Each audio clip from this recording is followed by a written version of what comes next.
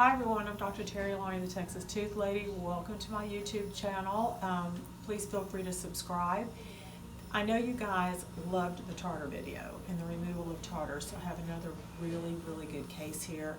This patient came in for an exam and she's got quite a block of excess tartar on her upper right side, plus a broken tooth where the gum tissue is grown in. So I'm going to go ahead and show you this and then show you what we do to correct it. So she's got quite a bit of tartar covering her molars, and also the gum tissue has grown in to this area here, and there's quite a lot of inflammation. So we're going to go ahead and clean this up, and I'm going to show you how we do it with a very simple procedure called a cavitron.